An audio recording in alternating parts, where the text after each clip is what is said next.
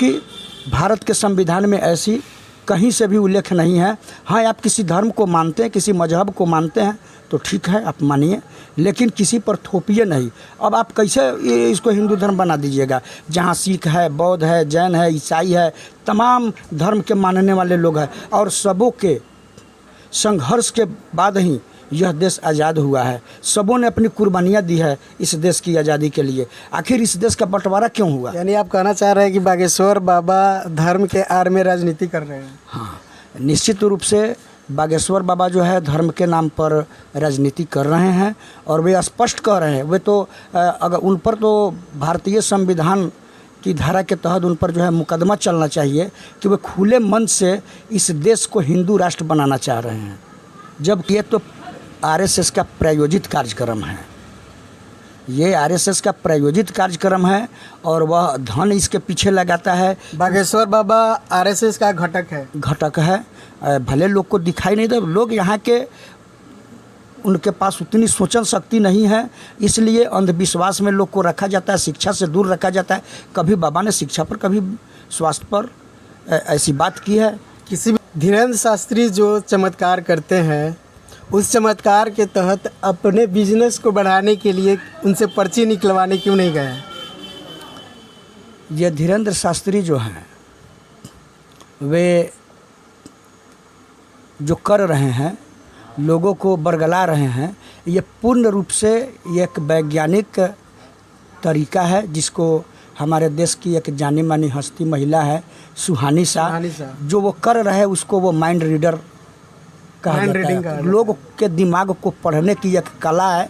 यह symbol of knowledge doctor बाबा साहब अम्बेडकर, जिनके पास 32 डिग्रियाँ था, बौद्ध धर्म को स्वीकार करते हुए भी उन्होंने किसी भी धर्म को सर्वश्रेष्ठ धर्म नहीं किया, बल्कि उन्होंने देश को धर्मनिरपेक्ष राष्ट्र घोषित किया।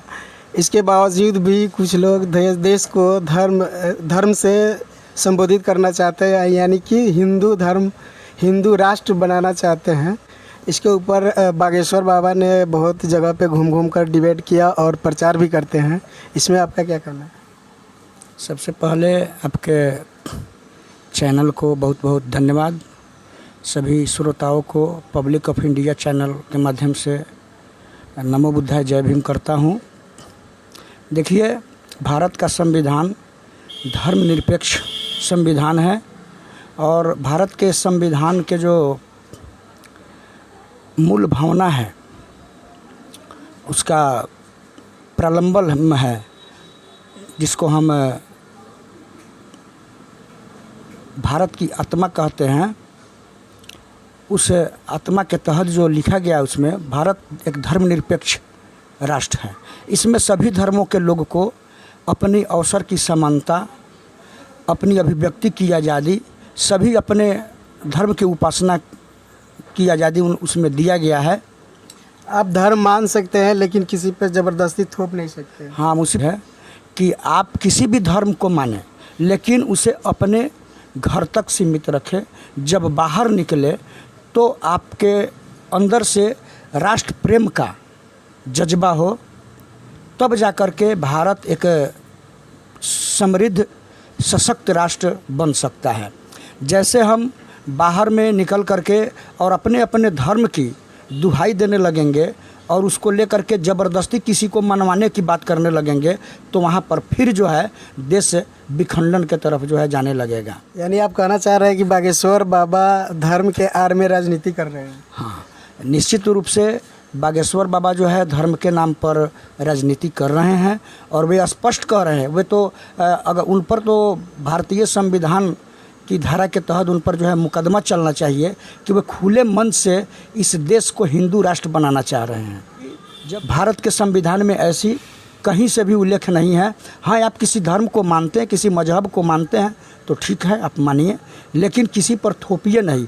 अब आप कैसे इसको हिंदू धर्म बना दीजिएगा, जहाँ सिख है, बौद्ध है, जैन है, ईसाई है, तमाम धर्म के मानने वाले लोग हैं और सबों के संघर्ष के बाद ही यह देश आज़ाद हुआ है। सबों ने अपनी कुर्बानियाँ दी है इस देश की आज़ादी के लिए। आखिर इस देश का बंटवारा क्यों हुआ? तो इसमें कुछ लोग ऐसे थे कि जो अपनी अपनी धर्म की दुहाई और अपने अपने धर्म के अनुसार इस देश का शासन व्यवस्था चलाना चाहते थे, जिसको लेकर के पुनः विवाद खड़ा हुआ और बाबा साहब ने ऐसी संविधान में व्यवस्था बनाई कि नहीं, सभी अपने अपने धर्म को माने, लेकिन उसके अंदर जब घर से बाहर निकले तो उसमें राष्ट्र भक्ति हो, राष्ट्र के लिए एक जज्बा हो। एक बाबा का या संत का स्वागत सिर्फ बाबा और संत को ही करना चाहिए था, लेकिन मनोज तिवारी जो कि सांसद है वो खुद से रिसीव करके ड्राइव करके उनको ले जाते हैं। क्या मनोज तिवारी को पता नहीं है कि ये देश धर्मनिरपेक्ष राष्ट्र है, तो हम हिंदू धर्म का सपोर्ट क्यों कर रहे हैं? क्या उनके ऊपर मुकदमा नहीं होना चाहिए? देखिए, ये तो आरएसएस का प्रायोजित कार्यक्रम है, ये आरएसएस का प्रायोजित कार्यक्रम है और वह धन इसके पीछे लगाता है। बागेश्वर बाबा आरएसएस का घटक है। भले लोग को दिखाई नहीं दे, लोग यहाँ के उनके पास उतनी सोचन शक्ति नहीं है, इसलिए अंधविश्वास में लोग को रखा जाता है, शिक्षा से दूर रखा जाता है। कभी बाबा ने शिक्षा पर, कभी स्वास्थ्य पर ऐसी बात की है?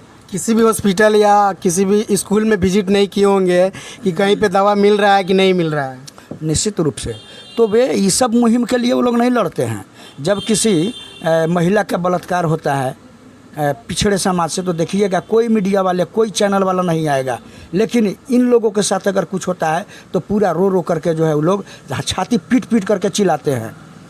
तो मेरा कहना है कि बागेश्वर बाबा निश्चित रूप से ये उनका प्रायोजित कार्यक्रम है। फिर से इस देश को हिंदू राष्ट्र बनाने के लिए वे चाहते हैं कि एक बार और 2024 में मोदी जी आए और पूर्ण रूप से भारतीय संविधान को समाप्त करके वो नया जो संविधान निर्माण किए हैं उसको थोपा जाए।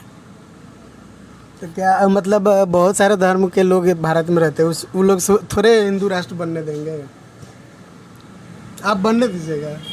नहीं, संघर्ष तो जारी है, लेकिन इसमें अब अशिक्षित जब लोग रहेंगे, भारतीय संविधान की जो प्रस्तावना है उस प्रस्तावना को पढ़ेंगे नहीं, सही रूप से जानेंगे नहीं, तब तक ये माने उनका एजेंडा थोड़ा सा ऐसा है कि सब लोग को समझ में नहीं आ रहा है। वो बैकडोर से काम करते हैं, वो ज़बरदस्ती माने बहुजन समाज को एक धार्मिक विशेष का उन्माद फैला करके और अपने पाले में लेना चाहते हैं, और इसी को साध करके वे हिंदू राष्ट्र का निर्माण करना चाहते हैं। जिस दिन हमारे बहुजन समाज समझ जाएंगे कि हम पहले, आज से कुछ साल पहले हमारा यहाँ का धर्म क्या रहा है, हमारे पूर्वज कौन से धर्म को मानते थे और इनका सोच क्या था, जैसे ये लोग जान जाएंगे उन सारे पखंडियों का पोल यहाँ से खुल जाएगा और वो जो है सिमट करके रह जाएंगे।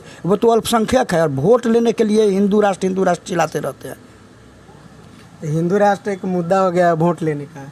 एकदम निश्चित रूप से हिंदू राष्ट्र मुद्दा हो गया है उन लोगों का, और यही एक मुद्दा है जिस पर उन लोगों को वोट मिलता है।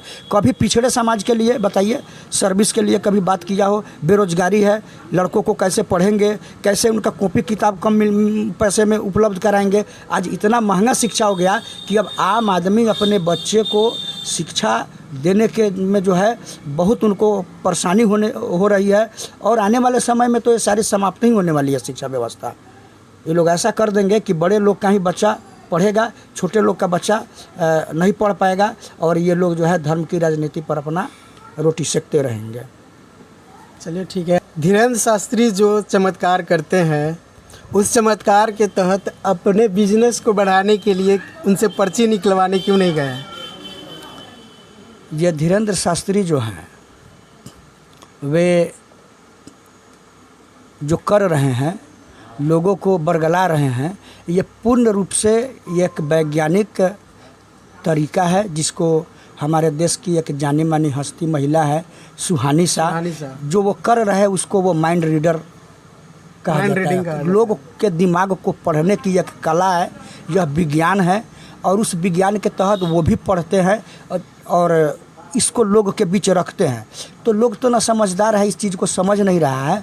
और सुहानी शाह जो है स्पष्ट टीवी चैनलों पर आकर के इस बात को वो रखी है कि ये बाबा जो कर रहे हैं वो चमत्कार नहीं है, ये माइंड रीडिंग का काम करते हैं और ये अपने बिजनेस को चमका रहे हैं। बाबा जब इतना ही जानकार है तो आए दिन पाकिस्तान से घुसपैठी घुस रहे हैं देश में, आतंकवादी कई एक जगह हमारे सेना के साथ देश के अंदर ही बहुत सारा प्रॉब्लम है, बहुत सारे अस्पताल में रोगी बैठा हुआ है, वहाँ पे जाके पैसा के बगैर इलाज नहीं हो पाता है, तो उनके साथ जाके पर्ची निकालना चाहिए और उसका रोग ठीक करना चाहिए।